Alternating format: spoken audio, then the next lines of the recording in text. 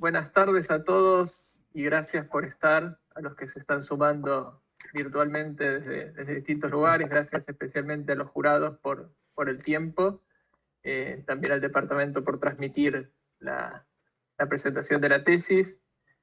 Juan les va a estar presentando su tesis de Ingeniería en Informática, en donde abordamos el tema de aplicar algoritmos de Machine Learning para tratar de detectar el riesgo en conductores de vehículos. ¿Sí? Es una tesis que se hizo en base a un ambiente simulado, obviamente porque es mucho menos riesgoso en un ambiente simulado que en un ambiente real conducir vehículos pesados como autos. Y en este ambiente simulado se recaudaron datos gracias a un viaje que pudo hacer Juan a la Universidad de Luxemburgo, donde está el doctor Castignani, que está acá presente y que se dio todo el equipamiento, la infraestructura, todo el tiempo y demás para hacer este estudio, donde recolectamos datos de conductores usando un ambiente simulado bastante interesante. Van a ver que está basado en un juego, pero es un juego que se usa bastante para simulaciones, o sea que es un entorno que tiene bastante precisión en eso. Y los voluntarios que se presentaron hicieron su conducción, digamos, por un escenario que prepararon Juan y Germán. En base a eso se recaudaron los datos y luego de esto vino todo el trabajo de investigación de Juan, que es ver qué existía sobre el análisis de la predicción de si un conductor es riesgoso o no en base a sus patrones de frenado, la atención que presta en el camino, ¿no? La forma en que mueve el volante, ¿no? La forma en que conduce realmente el vehículo, y ver si eso puede llevar a herramientas que en el futuro puedan servir en aplicaciones como autos autónomos, seguros automovilísticos, o simplemente entender un poco mejor cuáles son los factores que pueden desencadenar o no un accidente de autos. Así que ese es un poquito el trabajo que hizo Juan, que como les dije fue hecho principalmente afuera, en la Universidad de Luxemburgo, con Germán. Y la introducción no quería pasarme 5 minutos, pero Germán, si querés comentar algo sobre esto antes de darle ya la palabra a Juan, adelante y bienvenido. No, básicamente la introducción es muy completa. Agradecer el trabajo de Juan. Juan se integró muy bien al equipo de la universidad, tanto postdoctorandos y doctorandos y otros interns. Y la verdad que trabajamos muy bien en un ambiente que al principio teníamos unas hipótesis de trabajo un poco difíciles, pero pusimos en marcha el simulador y convocamos gente para hacer el trabajo. Ahora Juan le presentará seguramente los resultados. Así que nada, muy contento y muy agradecido por el trabajo de Juan. Bueno, paso a presentarme, muestro el DNI, perdón, voy a tener que sacar el Blu-ray seguramente para que se vea bien. Sí, baja, ahí está, ahora sí. Ahí está. Ahí se ve bien. Mi nombre es Juan Ignacio Costamagna y como dijeron los profesores, y voy a estar presentando la tesis de Ingeniería Informática. Paso a presentar la pantalla.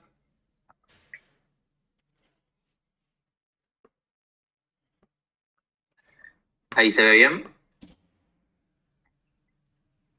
Sí, se ve perfecto. Perfecto. Bueno, entonces un poco comenzando, lo que vamos a ver hoy, un poquito de la agenda, el outline, va a ser primero una pequeña introducción, un poco lo que fue el equipamiento inicial, que un poco ahí adelantaron en la introducción, la realización de los experimentos que hubo que hacer para el trabajo, el análisis luego de estos datos que recolectamos y lo que serían los resultados y, por último, las conclusiones. Primero, una breve presentación personal para los que no me conocen, más que nada laboral. Yo fui ayudante de cátedra en Huachinchausa, en la cátedra de Rosita, en algoritmos 1 y 2. Eso me sirvió un poquito para tener experiencia con Python más que nada, y bueno, toda la teoría de algoritmos que fue súper clave en la carrera. Después apliqué a la pasantía como investigador en S&T, en Luxemburgo, como bien decían, y actualmente me desempeño como software developer en Mercado Libre. Digamos, lo que es ciencia de datos, más que nada lo vi un poco en la facultad con organización de datos y después en la pasantía y con la tesis. Después, actualmente no trabajo tanto con eso. Y bueno, ¿cómo llega un poco esto de Luxemburgo? Acá es donde aparece Germán, que aparece en una lista de mails que existía antes de Fuga, básicamente pidiendo por algún estudiante que quiera terminar su carrera haciendo un TP profesional, una tesis. Ahí es donde, bueno, acepto y bueno, hacemos la entrevista con Germán, termino trabajando en la Universidad de Luxemburgo, que dentro de la universidad hay un grupo de investigación que es S&T, Security and Trust, que específicamente yo estaba trabajando en el área de Vehicular Lab, que se fijan, digamos, estudian más que nada lo que es seguridad vial y en general todo relacionado a lo que son los autos, los automóviles y la vía pública. Entonces desde ahí, más que nada, la motivación siempre fue un poco, digamos, tratar de trabajar sobre eso, sobre seguridad vial, sobre reducir accidentes y básicamente el objetivo de la tesis en general va a ser un poco lo que mencionaban antes, desarrollar modelos que puedan predecir un posible siniestro a partir del comportamiento previo del conductor. Todo esto para este trabajo, se recolectan datos específicamente para este trabajo, o sea, el proceso de investigación se hace básicamente de cero hasta el final, no es que tenemos un dataset ni nada, lo vamos creando todo. Y bueno, si bien existen muchos trabajos también del área, ya hay muchos trabajos que están yendo más que nada a lo que es autonomous driving, que los autos manejen solo. Sabemos que en el medio, en países como Argentina, obviamente en mucha parte del mundo, falta mucho para eso. Entonces, en el medio se tratan de buscar, digamos, patrones de conducción. Existen varios trabajos que a partir del volante, el acelerador, van tratando de ver qué condiciones pueden llevar a un choque o a un siniestro vial. En nuestro caso, lo que tratamos de hacer es un poco forzar a situaciones peligrosas en los experimentos para ver cómo se comportaban los conductores, para ver si todos tenían el mismo comportamiento, a ver si podíamos tratar de detectar por qué en algunos casos se da el siniestro y por qué en otros no. Yendo un poquito a lo que era el equipamiento inicial, lo que me encontré cuando llegué a Luxemburgo, básicamente un simulador de Fórmula 1 muy bueno. Contaba obviamente con pantallas, volante, pedales, una silla que tenía movilidad y también teníamos un equipamiento de VR, de realidad virtual, y bueno, por supuesto un motor, una computadora de procesamiento súper buena que permite jugar todos estos tipos de simuladores y juegos que son obviamente de alta complejidad. Después, bueno, un poco anecdótico, pero lo que hacíamos también es un poco ir a algunas conferencias. Esto es una imagen más que nada para que se vea cómo se usaba el simulador. Básicamente teníamos algún juego, digamos, de auto, de carrera. La persona se ponía, digamos, el casco de realidad virtual, a veces también los auriculares que permitían también estar inmerso en el juego. Y bueno, con la movilidad te puedo asegurar que se sentía como si estabas en una Fórmula 1. Y bueno, esta foto es anecdótica, que justo en la primera conferencia que llego está el primer ministro de Luxemburgo, cosas de la experiencia, digamos, que me llevo para siempre, así que por ese lado también muy buena la experiencia. Yendo un poquito a lo que es el ambiente simulado, o sea, ya teníamos todo el hardware perfecto, ya teníamos todo el equipo que andaba bárbaro, y cuando yo llegué estaba este juego ya instalado, que es el Project Cars, que básicamente es un juego de carreras, que nos sirvió bastante en esa primera etapa para empezar a jugar un poco con la recolección de datos, a ver qué conseguíamos del volante, de los pedales, un poco de toda la información y también ver un poco de la información del juego. Podíamos tomar estos datos también del juego. Pero bueno, obviamente lo que nosotros estábamos buscando estudiar es un poco más los siniestros viales en un nivel urbano, ¿no? Que es una de las 3 causas de muerte más comunes en el mundo. Entonces, básicamente queríamos estudiar eso, el juego estaba buenísimo, pero necesitábamos buscar un ambiente más urbano. Entonces, ahí entre varias opciones, lo que terminamos decidiendo es ir por este juego que es muy famoso, que es el GTA V de Rockstar Games.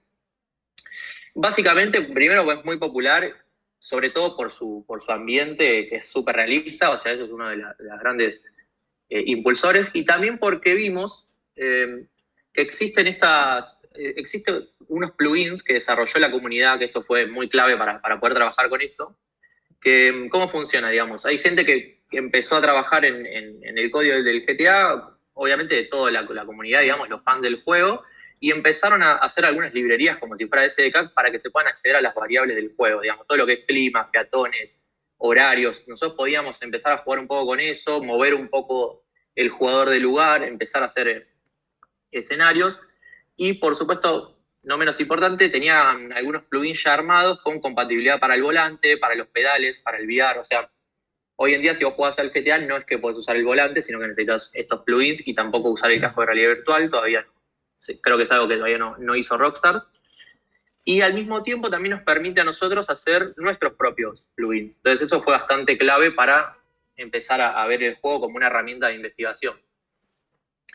Entonces, como mencionaba, alguno de los pros, digamos, es que el ambiente es súper realista y tiene un procesamiento tremendo. Tiene 259 kilómetros cuadrados del mapa del GTA, 4 millones de personas, 200 modelos de vehículos. Bueno, es conocido justamente por esto, porque es una ciudad básicamente funcionando. Y esto nos permite recrear diferentes escenarios, que es sumamente algo clave. Y también, obviamente, no menor, nos permite recolectar datos, que capaz en algunos juegos es más difícil, en este estaba bastante simple, a partir de estas variables, digamos, ya lo que hacíamos también es recolectar un poco de datos. También tuvo algunas contras, que las fuimos viendo en el momento. El plugin, por ejemplo, para VR, funcionaba, estaba todo bien, pero ya a los 5 minutos que jugabas generaba unos mareos, unas náuseas, entonces desistimos un poco de usar el VR, nos dolió un poco, pero tampoco había otros ambientes que sean muy compatibles con esta herramienta. Y bueno, la silla del simulador, que también era un poco móvil, digamos, no la pudimos, esa funcionalidad no la pudimos usar tampoco. No, que eso tampoco es algo que se ve muy seguido en los ambientes que teníamos a mano. Entonces, pasando ya, o sea, una vez que teníamos el ambiente, perfecto, pasamos a lo que es la realización de los experimentos y sobre todo primero dijimos, bueno, vamos a ver cómo hacemos la recolección de los datos, ¿no? Como dije antes, teníamos estos plugins que nosotros agregamos, entonces en una primera instancia dijimos, bueno, vamos a agregar todos los plugins dentro del juego. Esto, ¿cómo funciona? Digamos, el juego corre ciclos y vos tu plugin se lo dejás ahí, cada tantos ciclos va corriendo el proceso que vos le das. ¿Qué es lo que pasó? Cuando dijimos, bueno, empezamos a meter todo ahí dentro del juego, mandar a la base de datos, buscar las coordenadas del volante, del pedal, bueno, el juego empezó a lentecer un poco, entonces terminamos dividiendo todo esto en 3 grandes módulos. Por un lado, sí está todo, digamos, dentro del juego, lo que es los datos del juego, digamos, todo lo enviamos hasta un servidor en Python. Este servidor es el que se encarga básicamente de escribir a la base de datos, y después teníamos otro proceso en paralelo corriendo, que simplemente hacía la recolección del volante, de los pedales, ya básicamente lo que teníamos ya un poco hecho para Project Cars. Entonces, a partir de RabbitMQ se comunicaban estos módulos, y así hacíamos un poco la conexión de los 2 recolectores con el servidor. También acá una cuestión que surgió es que cada uno de los colectores tenía su propio timestamp, o sea, el segundo, el momento exacto de donde graba el dato. Más que nada porque a veces nos pasaba que mandaban muchos datos juntos y no se escribían al mismo tiempo, entonces ya terminamos con 2 timestamps de ambos recolectores en la base de datos y creamos 2 tablas diferentes que después en el procesamiento de los datos lo íbamos a juntar. Un poco para que quede claro cómo es el flow, digamos, de la recolección. Básicamente lo que hacíamos nosotros es en un script dentro de GTA, esto estaría integrado. Lo que hacíamos era escuchar eventos del juego, entonces si vos estás jugando y presionás un botón Z, por ejemplo, esto ya arrancaba el hook, y esto lo que hacía era mandarle un mensaje al servidor para que empiece a grabar. El servidor obviamente ya lo teníamos corriendo de antes, y el steering collector también, y el servidor es quien le avisa también al collector que empieza a grabar. Entonces, a partir de ahí es un loop en donde ambos collectors buscan toda la data del GTA y de los pedales y volantes, y se lo mandan al servidor, escribe en la base de datos, y así es el loop. Y después, para terminar, también teníamos el mismo botón que terminaba la sesión, que nosotros ya ahí hablábamos de sesiones, y con eso cerraban, digamos, su proceso. ¿Cómo pensamos en los experimentos? Básicamente dijimos, bueno, agarremos una parte del mapa, más o menos bastante recta, digamos, tiene algunas curvaturas, pero en general es un tramo fácil. Entonces, lo que hacíamos era colocar al usuario en un punto A y mandarle con el GPS que llegue hasta el B. Lo que hacíamos era, cuando ya tocábamos el botón de empezar a recolectar, lo llevábamos al usuario, al participante, en un auto, lo metíamos en un auto, ya en el punto A, y directamente como para arrancar el experimento. Lo que hacíamos en el medio, recreamos 5 escenarios diferentes, ahora vamos a ver un poco cambiando algunas condiciones, pero lo que hacíamos básicamente es ponerle en el medio del camino algunos peatones que nosotros mismos creábamos, y cuando el auto estuviera cerca, lo que hacían esto era dispararse y correr enfrente del auto, entonces para generar ahí un clima medio de disturbio, entonces para ver cómo se comportaba el conductor. En general, bueno, íbamos variando un poco. Esto era lo que veía el usuario cuando apenas ingresaba al experimento. Lo poníamos en un auto, le mostrábamos la velocidad, y un mapa con el destino, que igual siempre era bastante recto. Nosotros lo que le decíamos era manejar como si estuvieras en una ciudad normal, respetar los semáforos, respetar la velocidad máxima. Y bueno, acá yo me ponía unos indicadores para saber qué tipo de escenario estaba haciendo y el ID de la sesión como para yo ir registrando también qué IDs eran los válidos. Después un poco las variables con las que jugábamos era el tráfico. El tráfico podíamos hacer que haya 0 autos alrededor o dejarle bastantes autos creados ahí como para que tenga bastante tránsito. Después la visibilidad, podíamos hacer que sea de noche, que esté lloviendo. También le dábamos avisos a veces cuando pasaba los 60 km por hora, le damos un aviso de que se estaba excediendo de velocidad. Y bueno, acá se puede ver uno de los peatones corriendo enfrente del auto. Esta era la situación que se daba en general en los escenarios, ¿no? Y teníamos 3 tipos de peatones, un escenario con baja, media y alta. El de baja tenía 4 peatones en todo el tramo, el de media tenía 6 y el de alta tenía 12. O sea, como que tenía más frecuencia de estos peatones.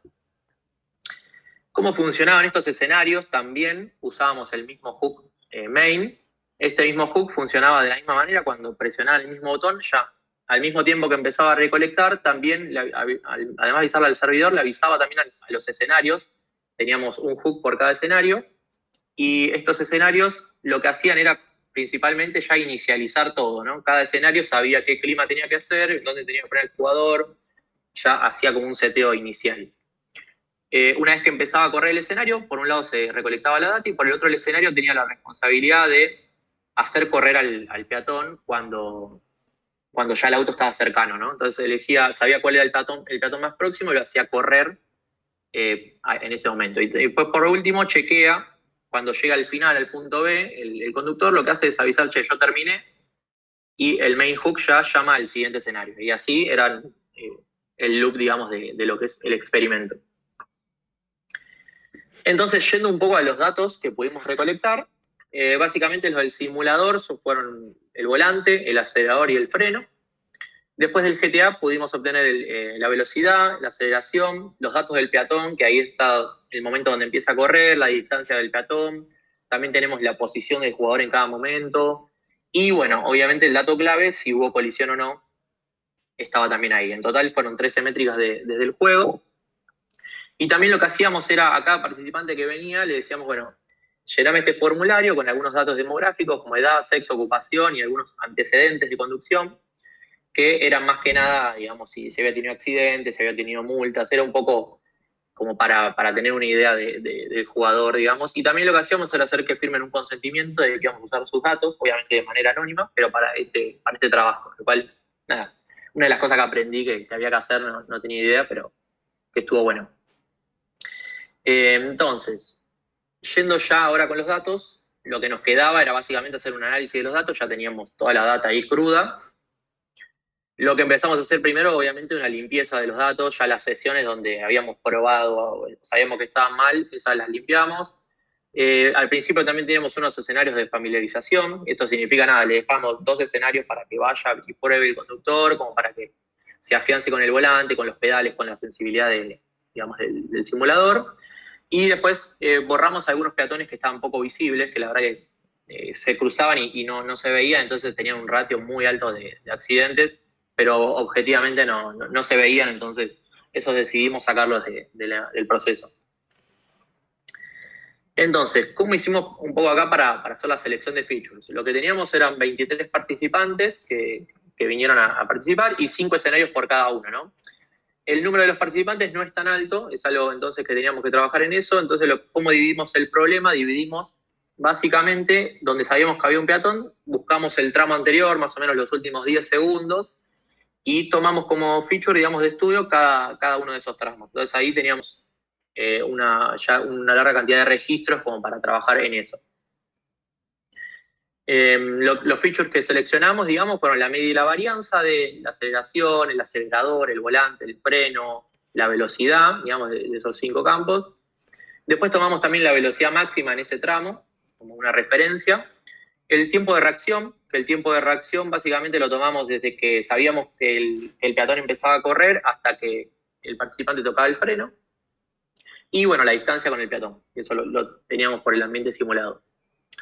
Después también un feature que agregamos es el PKE, Positive Kinetic Energy, básicamente es una suma de velocidad inicial y final en un tramo de aceleración positiva, perdón, una resta del final menos el inicial, y lo que hace esto es juntar esas potencias y dividirlas por el tramo, digamos, ¿no? Por la distancia recorrida, por la velocidad y en ese tramo y por el tiempo. Entonces, básicamente, si el conductor acelera de 0 a 10 en poca distancia, va a tener un PKE alto. Esto lo usan en algunos trabajos, como el de Harry Watson, para ver un poco la agresividad de los conductores. Está bueno, como si te da un monto alto, significa que capaz estuvo muy acelerado el proceso y bueno, sirve como una referencia.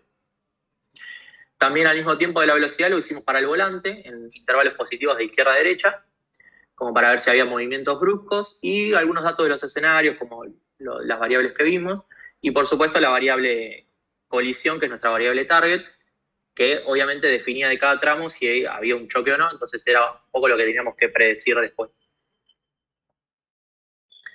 Acá más que nada una visualización breve de los datos. Tenemos, por ejemplo, acá en puntos azules son las no colisiones y en cruces son las colisiones. Y esto es la reacción del conductor en segundos contra la velocidad promedio, ¿no? Y ya acá se puede empezar a ver que a partir de los 2 segundos se puede ver un poquito más de cruces, significa que hay un poco más de colisiones con respecto a la reacción. Y después acá lo que juntamos es un poco el acelerador, la media del acelerador con el PKE. Entonces, a medida que se aprieta más el acelerador a fondo, digamos, se ve que el PKE también aumenta. Entonces, no se ve una correlación con las colisiones, pero está bueno como para ver esa correlación entre las dos variables.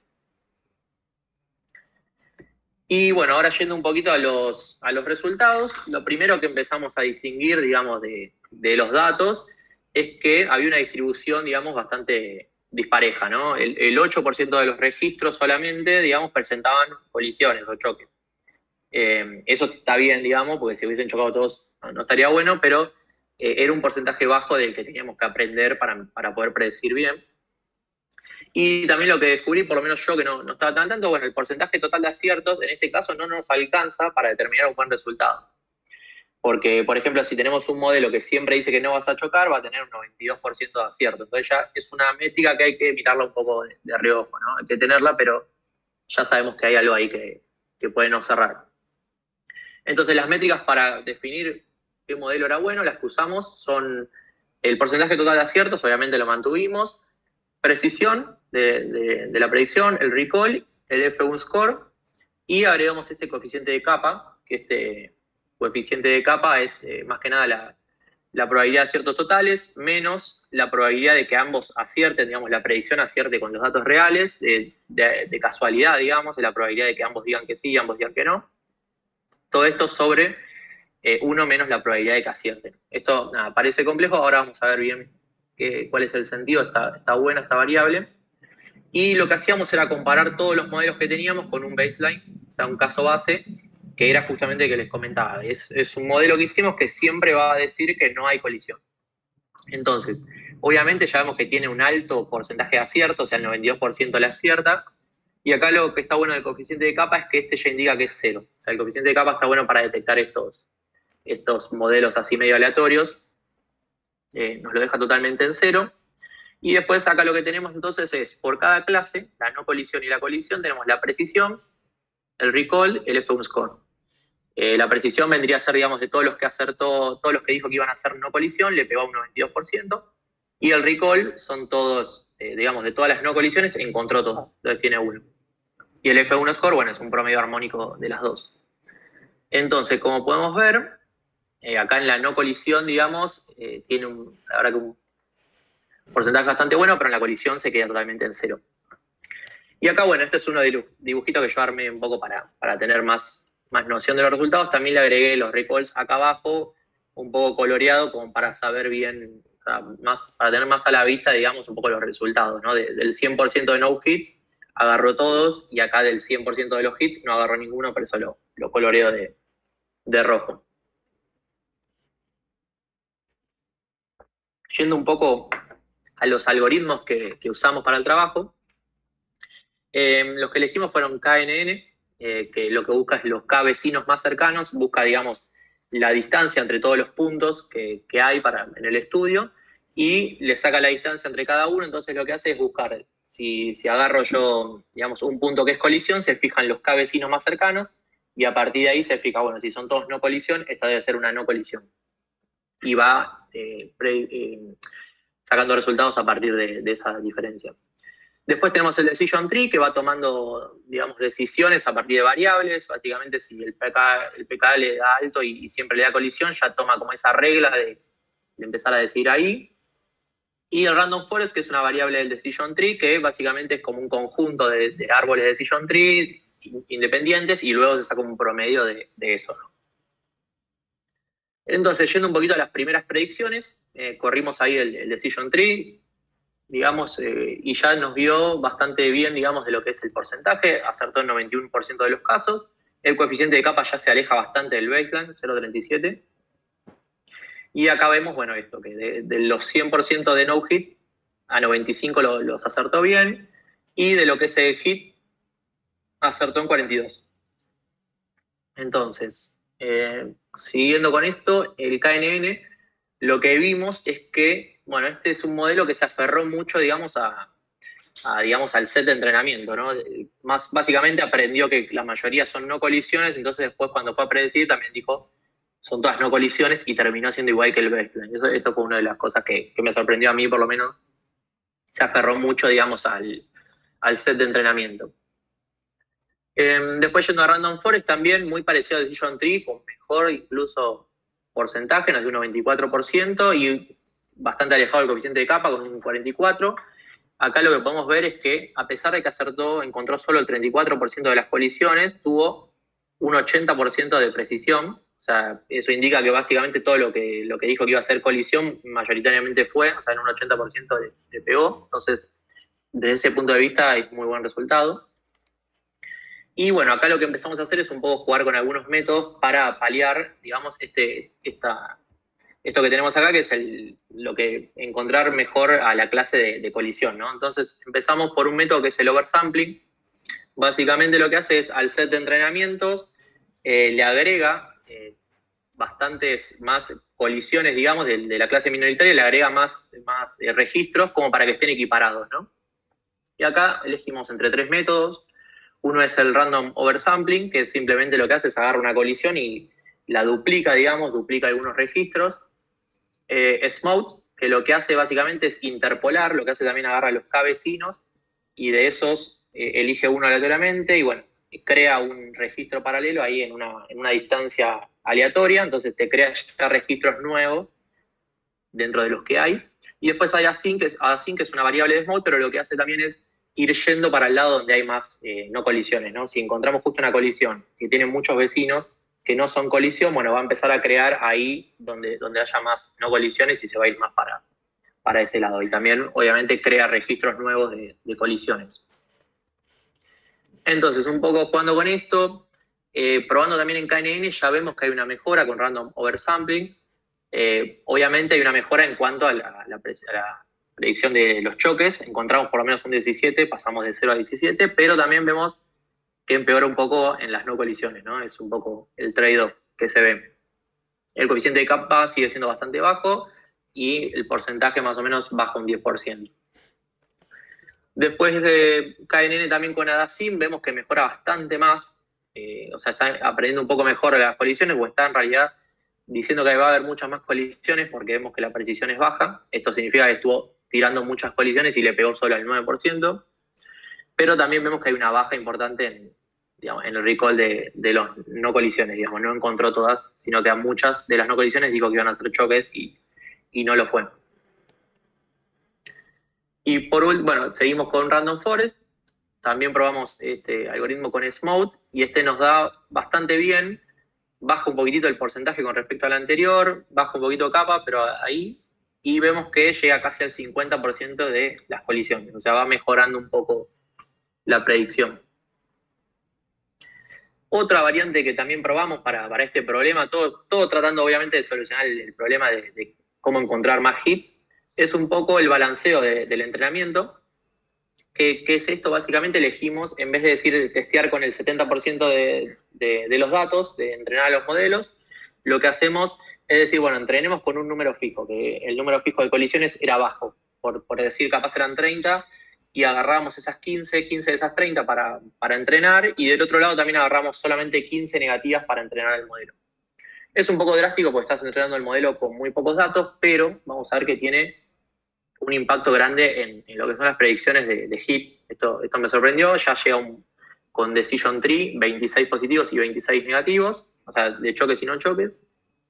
Ya se ve que aprende muchísimo, en realidad lo que hace que se empieza a predecir mucho más a las colisiones, de hecho acá solamente un 5% le pegó, pero llega a un 70% de recall, o sea, encuentra un 70% de las colisiones. Obviamente también esto baja el porcentaje de aciertos en no hit, pero tiene un 70% y bueno, el coeficiente de capa le dio bastante parecido al baseline. Yendo un poquito con KNN, acá también comprobamos un poco lo mismo, sube un poco el porcentaje de hit, pero deja de lado un poco lo que es las predicciones de no hit. Coeficiente de capa sigue siendo 0 acá y ya el porcentaje total bajó muchísimo, 55. Y después acá lo que sería Random Forest también vemos que hay una mejora notable y también mantiene bastante bien, digamos, un 80% de recall en no colisiones y un 76 más o menos en lo que son las colisiones. Acá también vemos de vuelta una precisión baja, es como que el modelo aprende que hay igualdad de hits y obviamente trata de acertar un montón de veces como que va a haber colisión y no hay. Entonces, esto nos genera un montón de falsos positivos, ¿no? Pero gana en recall. Por último, Random Forest, lo que hicimos acá es un poco duplicar, en vez de decir 26 y 26 registros con 52 no negativos, o sea, hacemos una disparidad pero leve, y ya se empieza a ver como que empieza a mejorar la predicción total, empieza a mejorar la predicción de las no colisiones, y sigue con una buena tasa de aciertos en las colisiones. También aumenta la precisión. Entonces, a medida que vamos regulando eso, vemos que el trade-off como que va variando en ese sentido. Lo que probamos también en los algoritmos de Decision Tree y Random Forest es ponerle pesos a las clases. A la clase minoritaria le otorgamos un peso. Decimos, para mí es muy importante que aciertes en las colisiones. Entonces, cada vez que hay un fallo en el entrenamiento, como que penaliza mucho más esos fallos del algoritmo y bueno, da mejores predicciones a la clase minoritaria o la que elijamos nosotros. Entonces, probando un poco acá con Decision Tree, ya tenemos mucho mejor que la primera predicción, que había dado cerca de 20-30, ya llega al 50, y vemos que también la precisión es bastante buena, o sea, se queda con un 46, y mantiene absolutamente todas las predicciones de no hit. O sea, este ya se está alejando mucho de lo que es el caso base en cuestión de capa y mantiene un buen porcentaje total de aciertos. Con Random Forest también vemos algo parecido, mejora mucho la precisión también, hay muy pocos falsos positivos, solo un 30%, y bueno, tiene un 40%, digamos, de acierto en el recall de hits. Después, a lo último, lo que vamos a hacer es un poco combinar los métodos, Decision Tree con clase de pesos y también con Smooth, con el algoritmo de oversampling. También vemos casos muy buenos, con un 87% de aciertos y un 61%, o sea, está bastante bien, precisión un poco baja, pero en general es un buen modelo. Y acá también Random Forest, clase de pesos y Random Oversampling, que acá ya nos da un porcentaje mucho mayor a lo que es el baseline y con un coeficiente de capa muy alejado, y ya vemos que está muy bien de precisión, casi un 70%, y bastante bien de recall también. O sea, ese sería un buen modelo, digamos, que no tendría muchos falsos positivos, sería muy confiable, la verdad. Entonces, si fuera, digamos, un sensor, por así decirlo, no estaría sonando todo el tiempo por cuestiones que no son, sino que cuando dice que es colisión, en general va a acertar. Así que, sin embargo, encuentra el 50% de los casos, ¿no? Seguimos lo mismo el Random Forest, pero con Smooth. También nos da muy buenos resultados, un 90% de recall y un 70% casi de hit. No, nos queda también un buen modelo acá para combinado. Y por último también probamos un poco el balanceo de clases con 27-27, conseguimos un muy buen recall, el 80% de los hits los encontramos, pero de vuelta sigue con una precisión bastante baja, ¿no? Y bueno, hasta ahí lo que teníamos eran buenos modelos, pero lo que veíamos es que los datos obviamente son muy ayudados por el ambiente simulado, ¿no? Teníamos el tiempo de reacción, los datos del peatón y los datos de los escenarios. Entonces lo que dijimos fue, hagamos una versión 2, digamos, con estos mismos modelos, pero saquemos los datos que son prácticamente del ambiente simulado y probemos con los datos que puede tener cualquier auto, ¿no? O sea, básicamente serían las medias y varianzas, las mantenemos, la velocidad máxima en esos tramos y el PKE de velocidad y del volante. Entonces ahí ya vamos directamente con los combinados, como para no ir en todo el proceso de lo que fueron los resultados. Y bueno, encontramos de vuelta un poco lo mismo, ¿no? Obviamente, al sacarle datos, los resultados empeoran un poquito, pero siguen siendo bastante buenos. O sea, un 92% de aciertos con Random Forest y Random Oversample. Pero bueno, acá lo que vemos es sí una baja tasa de aciertos en hit, 36, aunque mantiene una buena precisión, ¿no? Como que aprende, este modelo aprende bastante de la variable y no tira por tirar en los hits. Después lo mismo con el balanceo, vemos el mismo patrón exacto, conseguimos también un buen número, un 78% de aciertos en los hits, pero mantenemos el mismo patrón. Y ya probando con ADASIN encontramos modelos intermedios, digamos, entre los dos que vimos, que van variando un poco el porcentaje total de aciertos, entre un 85%, 88% de no colisiones y 62% de colisiones. Y bueno, ya un poco jugando también de vuelta con el balanceo, a medida que vamos agregando más disparidad, también vemos que encontramos modelos ahí intermedios con 90% de aciertos y casi 60% de colisiones que encontramos, ¿no? Entonces, ya yendo un poquito a lo que son las conclusiones, básicamente lo que vemos es que el algoritmo de Random Forest es el que tuvo mejores resultados. También el Decision Tree estuvo muy bien, pero siempre fue un poco superado, ¿no? por esta segunda variante de ese algoritmo. Los de KNN, lo que vimos es que en general siempre tendieron a aprender mucho del set de entrenamiento, salvo cuando les sacamos ahí un poquito con el balanceo de clases, pero nunca llegaron a tener buenos resultados. Y también, bueno, algo que aprendí, que al tener ya una distribución difícil desde arranque, siempre es difícil mantener el buen porcentaje en ambas clases, ¿no? Es como que va a haber ahí siempre un trade-off que va haciendo variar esto, ¿no? A medida que vamos aprendiendo a un lado, dejamos de lado el otro. Entonces ahí lo que pienso es que el mejor modelo va a depender un poco de los requerimientos, ¿no? Si queremos, como decía, un modelo que nos dé pocas falsas alarmas, capaz es mejor ir con un Random Forest, con Random Oversample.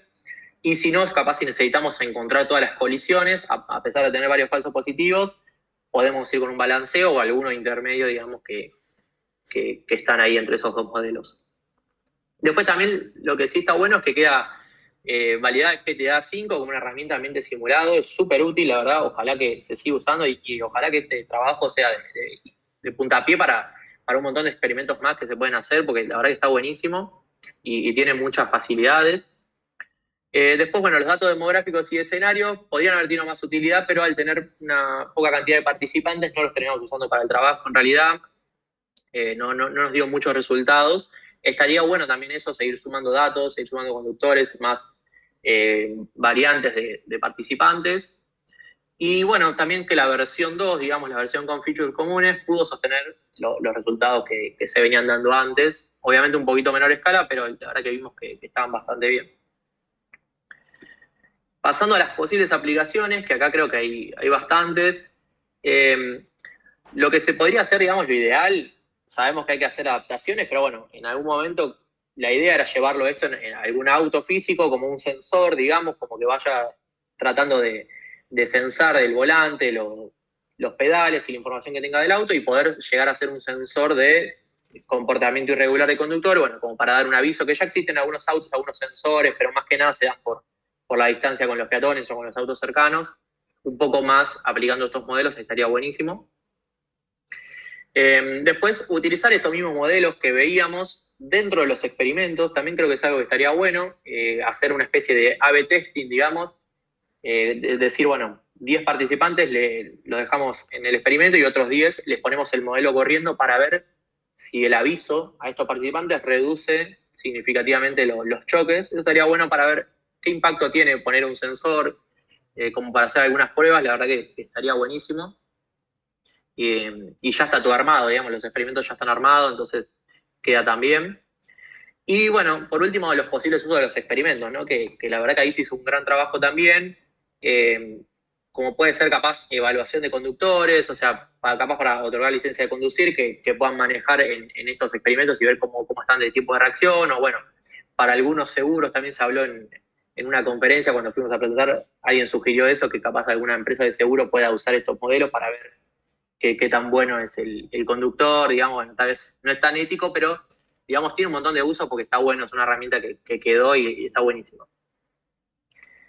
Y después, trabajos futuros, creo que lo que nos quedó ahí inmediatamente en la versión 3, digamos, sería utilizar los segmentos que usamos para features de los 10 segundos antes de los peatones, pero utilizarlo en todo el tramo, ¿no? Empezar a censar como si fuera ya en una situación real, censar todos los tramos del experimento y de ahí poder sacar de vuelta resultados. Y bueno, ahí también cuando empezamos a diseñar nosotros los experimentos surgieron un montón de ideas. En un momento íbamos a hacer también una distracción por celular, digamos que te manden justo un mensaje y después tengas un peatón adelante. Bueno, ahí por cuestiones de scope y de tiempo no llegamos a hacer más escenarios. También había otro que era poner un accidente, digamos, en la vía pública, que a veces eso distrae un poco la atención y bueno, contaminación visual con propaganda. Ahí está bueno porque se abre un abanico de ideas y cosas para hacer que está buenísimo. Y después ya hacer escenarios completamente distintos, donde en vez de peatones que te crucen, por ejemplo, había una que era que te frene el auto adelante de la nada, digamos, entonces meter otros tipos de forzar la atención del conductor. Entonces, creo que ahí queda un montón de cosas para hacer. Está bueno porque queda un abanico grande. Y bueno, eso sería todo. No sé si tienen preguntas.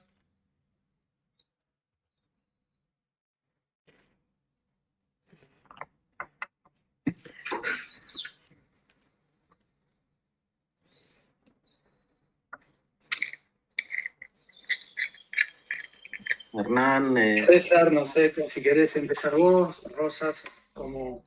Sí, yo tengo una preguntita. Bueno, Juan, antes que nada te felicito por el trabajo, también a los directores. Tuvimos un intercambio, yo leí la tesis y encontré algunos comentarios menores y algunas preguntas que vos me las contestaste rápidamente. Así que también te agradezco por eso.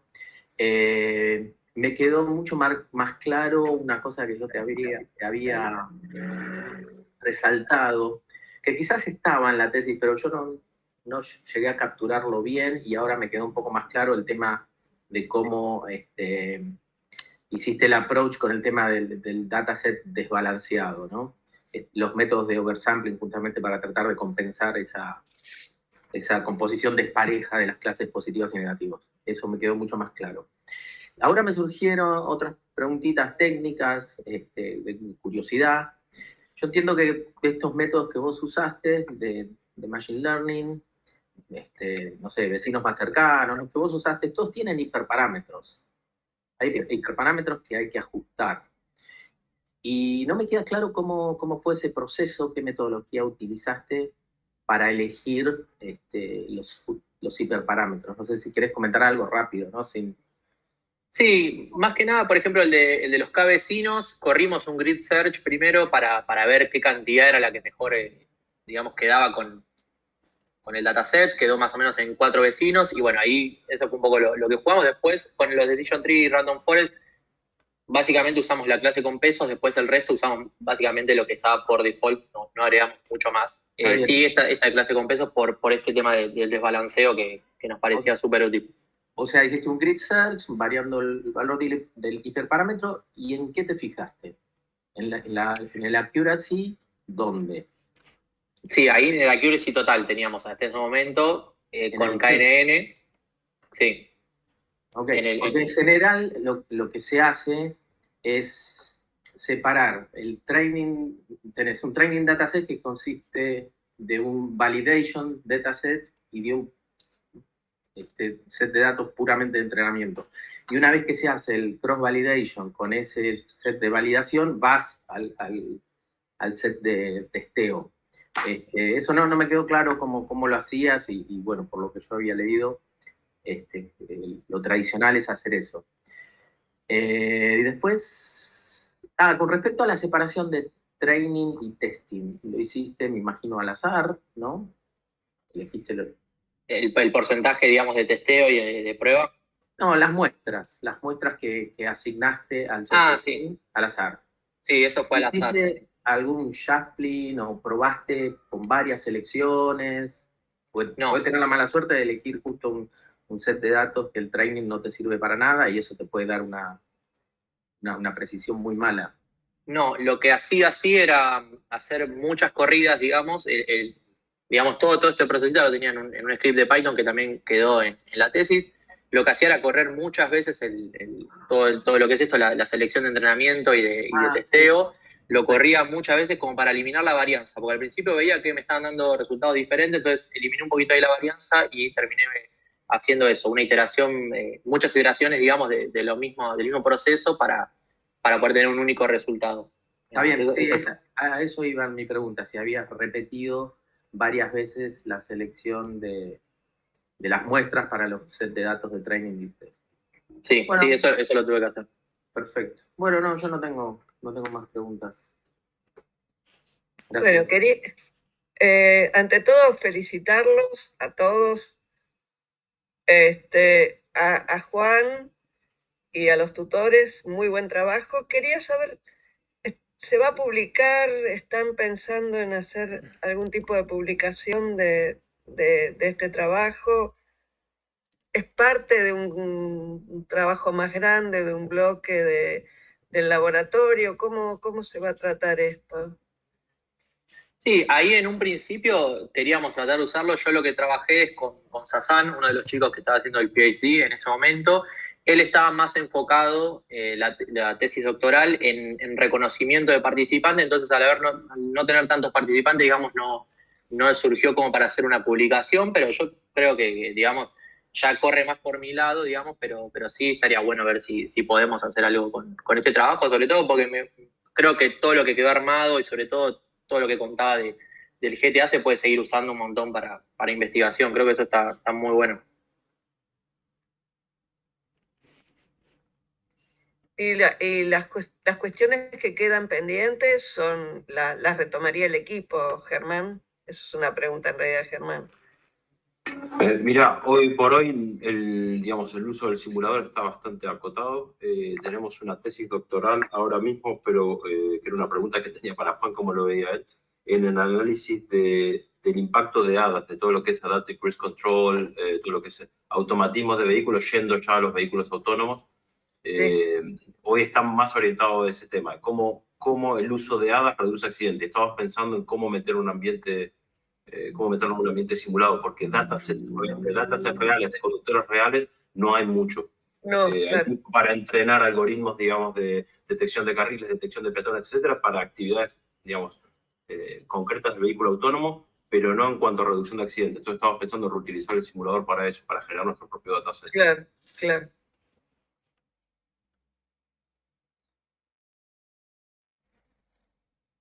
Bueno, Hernán. Bárbaro, gracias, Rosita. Bueno, Juan, felicitaciones por la exposición y el trabajo, ha sido excelente. Germán, Luis, también su tutoría ha sido muy buena, se lo ve en la excelencia del trabajo. Bueno, te voy a hacer una pregunta que por lo general hago para saber cuáles fueron el mayor desafío que encontraste en todo este proceso, si nos lo podés contar. Desafío grande porque yo tuve una curva de aprendizaje bastante grande porque, digamos, yo si bien había tenido experiencia en organización de datos, no me había metido tanto en ciencia de datos, así que creo que el desafío fue un poco eso, ¿no? Empezar a aprender, a tener tutoría con Germán, con Luis, ir, digamos, paso a paso, un camino largo, de frustraciones, pero avanzando, así que bueno. Creo que el desafío en general fue superar esa curva de aprendizaje e ir aprendiendo sobre este tema que hoy en día se usa un montón y nada, creo que en general diría que es ese. Muy bien, muchas gracias. Por mí ya está. Si me permitís un follow-up, si se puede, ¿no? A la pregunta de Hernán. Un poco counterfactual, ¿no? Pero ¿cómo lo verías vos, Juan? Vos sabés que trabajas en un ambiente simulado, pero con la complejidad de depender de gente que convocabas para correr, o sea, para sentarse y correr un driving simulado. ¿qué cambiarías si tú pudieses empezar de cero en la parte de data collection? No hablemos de los algoritmos ni todo eso. ¿Qué cambiarías en la parte de data para decir, uy, pucha, ahora ya no puedo regenerar un dataset porque ya lo llamé, ya se fueron? ¿Qué cambiarías? ¿Qué agregarías? ¿Qué sacarías para tener un mejor dataset, básicamente, para trabajar? Sí, es una buena pregunta. Bueno, en el momento ya nos pasó un poco, ¿no? Ya es como que capaz al principio hicimos un par de pruebas y nos dimos cuenta, che, este método de colisión, capaz era mejor juntar dos variables de colisión en vez de una, la colisión del peatón y del auto. ¿Qué cambiaría? La verdad que no sé, no te sabría responder, pero sí, durante el trabajo hemos tratado de iterar y mejorar un montón la base de datos. Creo que tal vez el hecho de tener dos bases de datos diferentes, digamos, con dos timecodes diferentes, ahí hubo un temita ahí cuando tuvimos que joinear, un poco de trabajo extra, pero no mucho más. No sé si iba apuntado a algún lado, pero Yo diría, Germán, que la clave es conseguir más datos. claro. Sí, es la prioridad, porque muchas de las dificultades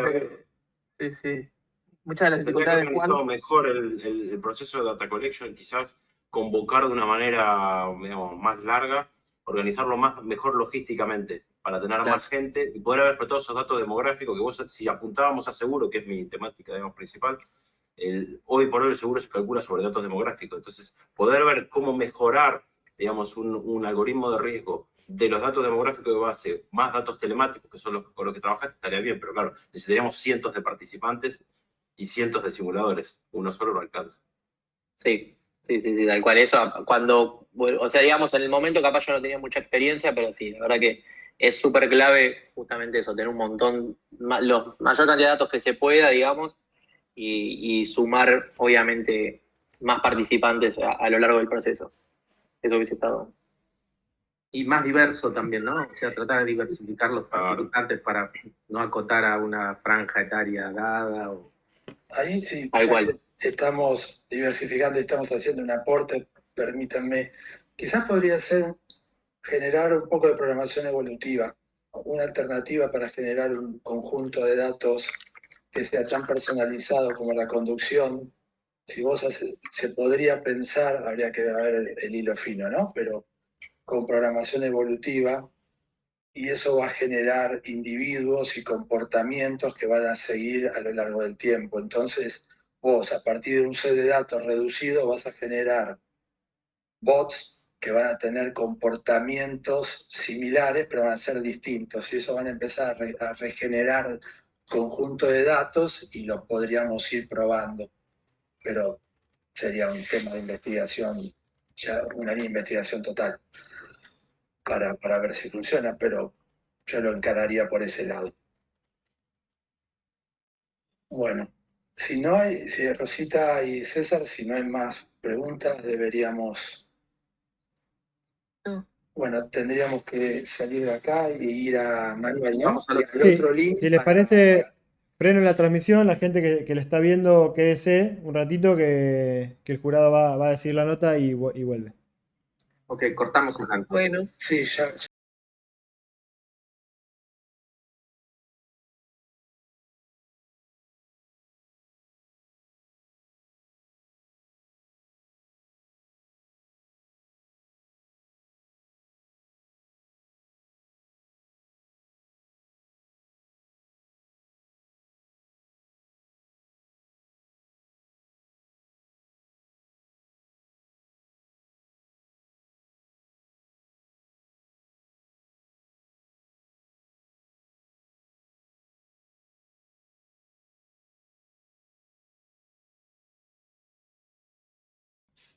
Dale. Ahí ya estamos de nuevo.